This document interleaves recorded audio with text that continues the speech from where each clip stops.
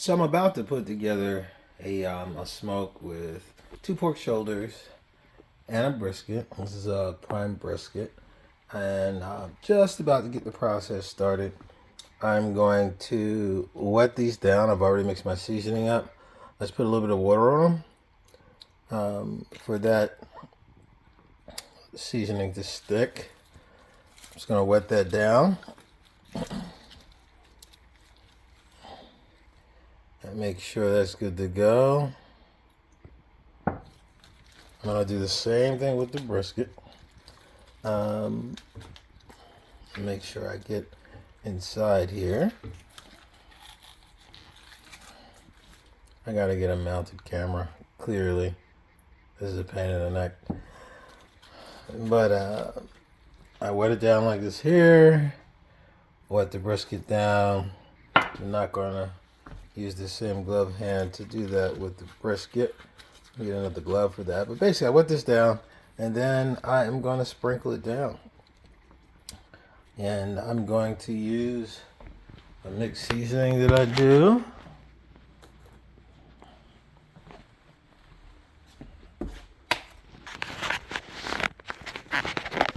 And this is a mixture of salt, pepper,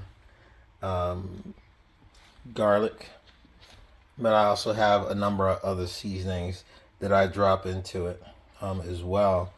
I'm going to have to pull this off for a second so that I can actually do it.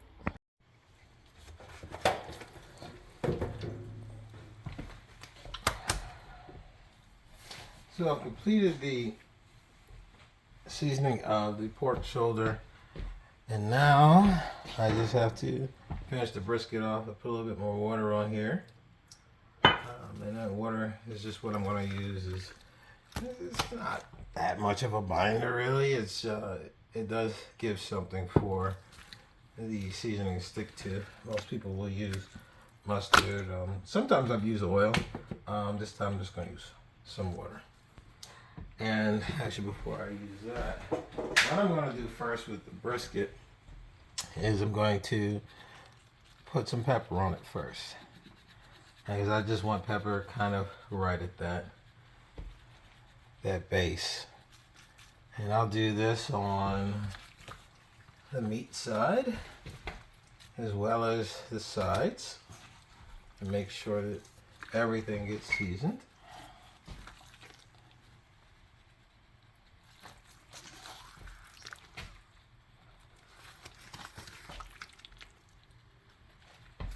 For the brisket. And then I'll go in with my main seasoning and I'll hit those same sections. This has some pepper in it too, but this gets all the flavor profiles that I actually want on the meat.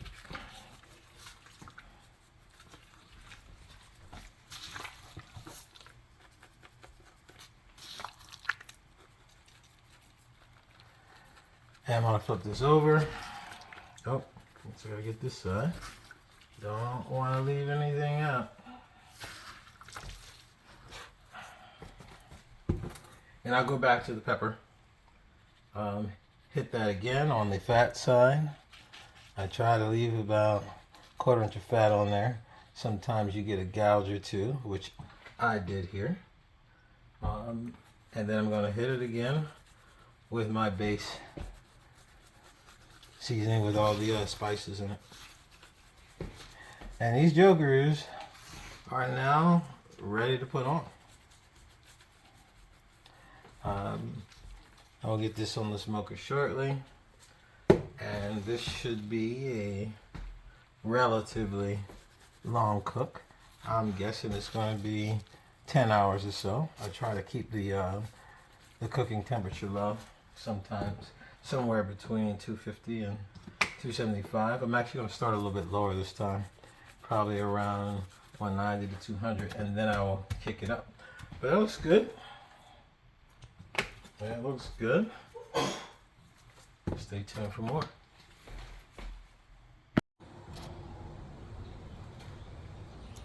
All right, we are ready to put these things on. Yeah, we've got two pork shoulders And we've got a brisket. I'm going to put the pork shoulders.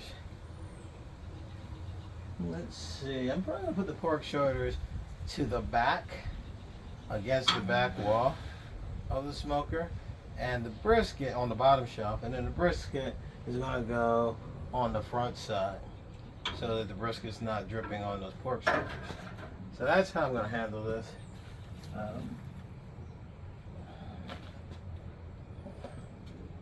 want to put that there.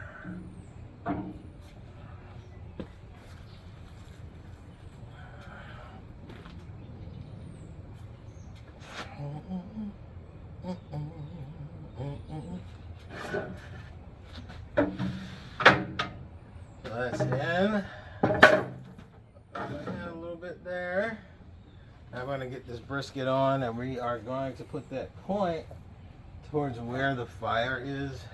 And some of you may not know, I cook on a reverse flow smoker, so the heat does not come from this side. The firebox is down here. It goes down underneath the chamber and then comes back up, comes across, and then back out the top. So they're on now. This will be on for probably the next, I don't know, 9 to 11 hours. We're going to find out.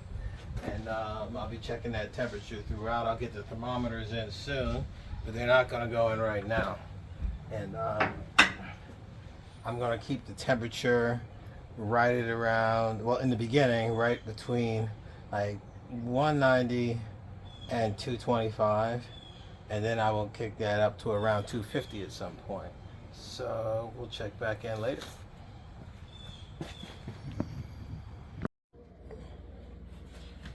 So the next phase has been on for the brisket, and the pork shoulders have been on for a few hours. My next phase is to mix up what I'm going to spritz it with. And I usually do a mixture of water, some apple juice, and some apple cider vinegar. When I pour in apple cider vinegar, I always filter it so it doesn't jam up in my nozzles. So I just use a paper towel. That's just to make sure nothing gets caught. Shake it up, and I just pour it in. And I don't do a lot of apple cider vinegar, but enough.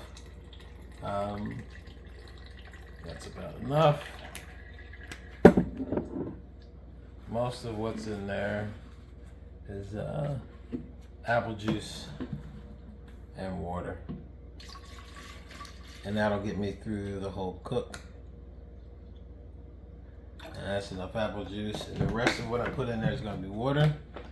And I'll be ready to go. So I'll just put a bunch of water in here, and I will get out there. If the bark is looking pretty good and it's starting to kind of dry out a little bit, I'm going to hit it with spritz. It's not dry now, but I just want to have this ready so I don't have to mix this when that time is right. So, see you soon.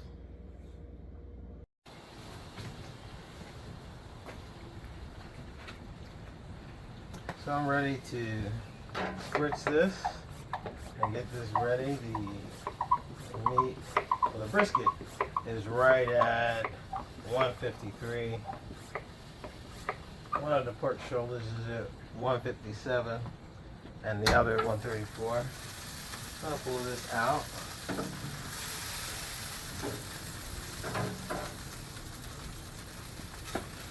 Make sure I got a nice wide spray band. I'm just gonna hit it.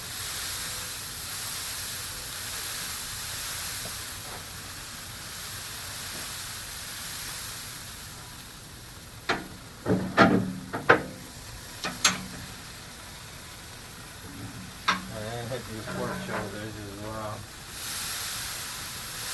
And they've also got a nice bark forming there. It looks good.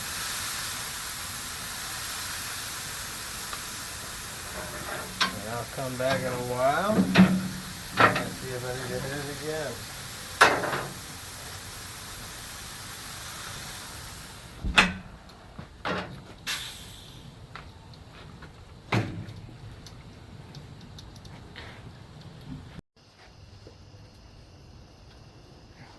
Alright, let's check these temperatures again. And let's see where everything's at right now. Put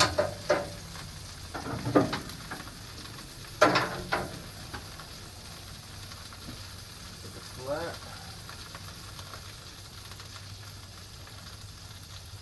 Stand at about 2 or 3 on the flat.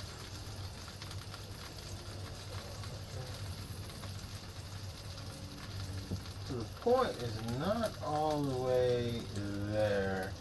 A few spots are, but not everywhere. I'm gonna let it roll a little bit more on the brisket. What I'm looking to do for this is, I'll take this up to about temp, and then I'm gonna stick it in the warmer overnight. And that's really gonna let this meat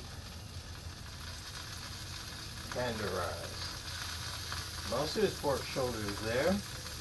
Some of it's at 203. This one's at 187. That's at a good temp, 195. And then we got one spot that's 160. That is not close. This is what I get for using pork shoulder that doesn't have the bone in it. I'm getting all these uneven temperatures. That's okay though. We're going to switch this, stick it back on for a little bit more, and then I'm going to get all 3 pieces of meat into the food warmer overnight.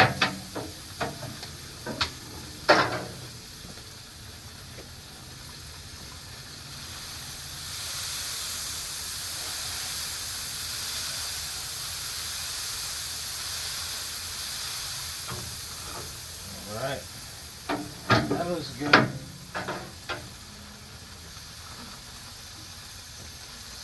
So I used to do my brisket by wrapping it when it got to about 170 to kind of get it over that hump. I don't do that anymore. I take it all the way out unwrapped and then wrap it when it's just about done, and then stick it in the food warmer overnight at between 140 and 150 degrees. And the next day, when I pull it out, that meat is right where I want it to be. Fully broken down, and the fat is completely rendered, and you get some good slices.